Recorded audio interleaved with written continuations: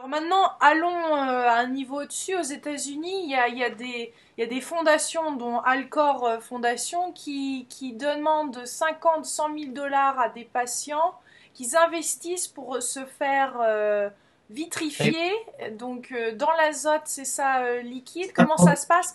Pour ensuite qu'ils ressortent quelques années plus tard, quand la technologie et la science sera prête pour combattre la maladie qu'ils avaient à ce moment-là, et donc renaître.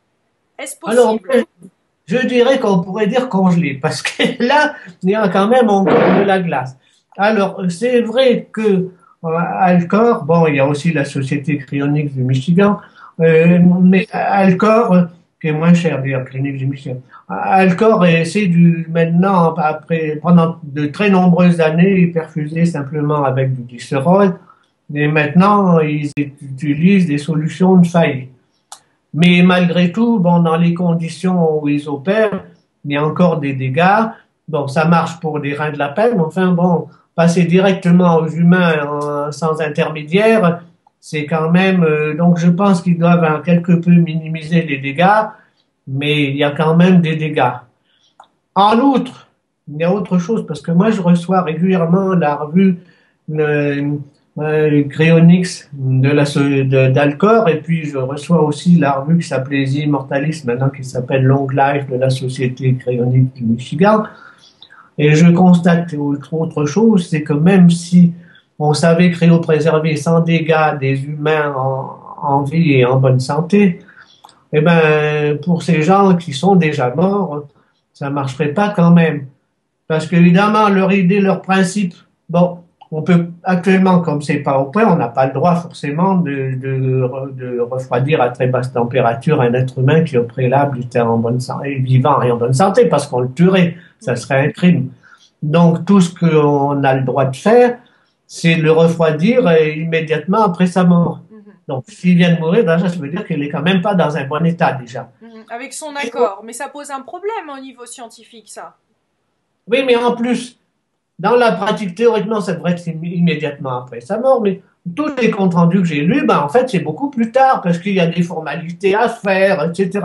Bon, dans les meilleurs des cas, ils arrivent à refroidir déjà avec de la glace autour, qu'on peut faire aux États-Unis, mais pas en France, parce qu'en France, on n'a pas le droit de toucher à un mort pendant 24 heures. Alors évidemment, on rendez compte de Mais l'état où il est. immédiatement après la mort, qu'est-ce qui se passe? Je veux dire, le cerveau n'est plus irrigué. Enfin, il y a des problèmes quand Tout même s'abîme très, majeurs. très vite. Tout s'abîme très, très vite. C'est-à-dire que, bon, au bout de 5 minutes, le cerveau est déjà plus ou moins détruit. Bon, alors il y a des expériences qui ont été faites aux États-Unis qui disent que c'est pas vrai. Dans certains cas, on peut ranimer un cerveau qui n'a pas été oxygéné pendant une demi-heure, peut-être une heure, moyennant certaines astuces. Mais si c'est après 24 heures, bon, ben, il est évident que c'est. Or, moi, j'ai vu les gens qui se font cryopréserver aux États-Unis. Eh ben, des fois, c'est au bout d'un jour, au bout de 2 jours, parce qu'il y a la distance. Bon, pour le monde entier, pour les 6 milliards d'humains, il y a deux sociétés cryoniques. Ça, vous vous rendez compte, si on en habite à 10 000 kilomètres de là, pour se faire cryopréserver dans des conditions les moins mauvaises, ben, il faudrait déjà faire le voyage pour être sur place. Parce que si on attend là, dans la morgue, pour qu'on nous ramène là-bas, ben ça sert strictement à rien, quoi. Même si c'était au point. Alors, évidemment, Mais il y a des membres dans ces fondations, il y a des personnes qui vraiment attendent, il y a des listes et des listes et des listes de personnes qui ont fait leur demande quand même de se faire cryoniser dès leur mort, des personnes qui ont le cancer ou des maladies qui sont encore incurables et qui pensent qu'un jour, bah, quitte à tenter, au moins autant se congeler et pour un jour réapparaître au moment où la science aura rattrapé et pourra régler leurs problèmes. C'est fou quand ah même. d'abord, moi, je dirais pas qu'il y en a tellement que ça. Enfin, au plus, c'est quelques centaines. Par rapport à 6 milliards d'humains, ça représente quand même qu'une Bah, toute petite. apparemment, les listes sont de 10, 20 000 qui attendent et il y a quand même 200, 300 personnes qui seraient cryonisées, non? Facile. Non, je crois que c'est plutôt dans les centaines à peu près qui sont cryogénisés. Non, j'ai pas. Milliers, ben, je sais pas, moi, d'après les revues, sans pas que ça soit tant que ça, hein. Bon, peut-être des milliers de gens qui pensent comme ça, mais Ouais. de là à avoir signé pour se faire réellement signer et payer d'avance, je pense pas qu'il y en ait tellement. Ouais. Alors évidemment, les cryoniques, leur chemin de bataille, ils disent que grâce aux nanotechnologies, on sera capable avec des nanomachines, on sera capable de corriger toutes ces milliards d'erreurs. Ouais. Moi, je suis quand même sceptique. Ouais.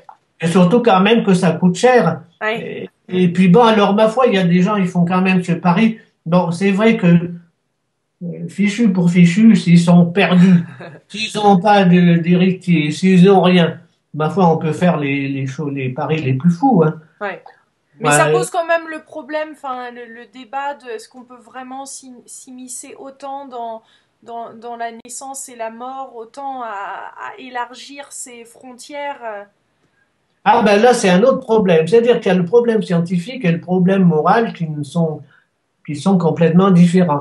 Et moi, j'ai vu que souvent dans les journaux, dans les revues, ils mélangent les deux. Et moi, je crois qu'en tant qu'on n'a pas le droit de mélanger.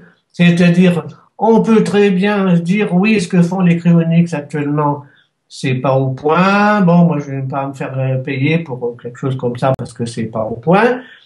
Et puis, en même temps, dire, ah ben, ça serait bien si c'était au point, s'il y avait un peu partout des sociétés cryoniques avec des ambulances qui arrivent à toute allure, et quand on a le cœur qui s'arrête, aussitôt, vite, et puis dans des conditions où ça marche.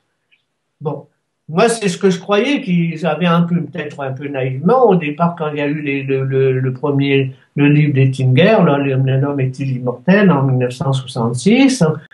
Bon, j'avais l'espoir que ça allait se développer, puis qu'un peu partout, un jour, il y aurait des sociétés cryoniques, et puis qu'on aurait mis au point la cryopréservation sans dégâts.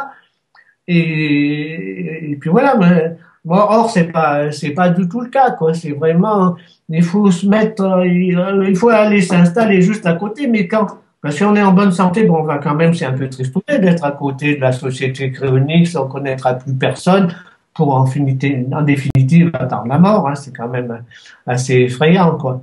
Mm. Donc, moi, pour l'instant, je ne fais que le pari des anti-âges.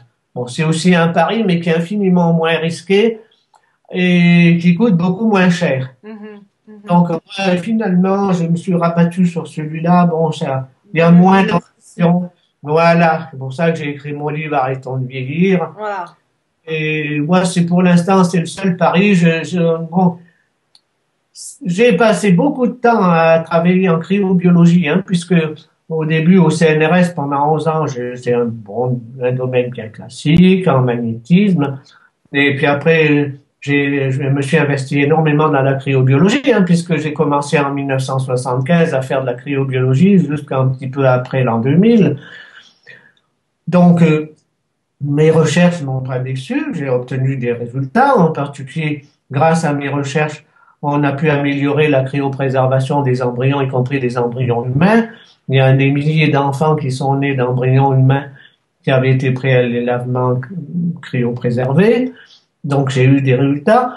Mais par contre, j'ai été déçu par l'avance beaucoup trop lente de la cryobiologie en général. Et je D'accord. pense Donc qu'il à faudrait... suivre. Voilà, Continuons à observer tout ça et à lire et bon, mais voilà, merci beaucoup Pierre Boutron. Merci. de rien.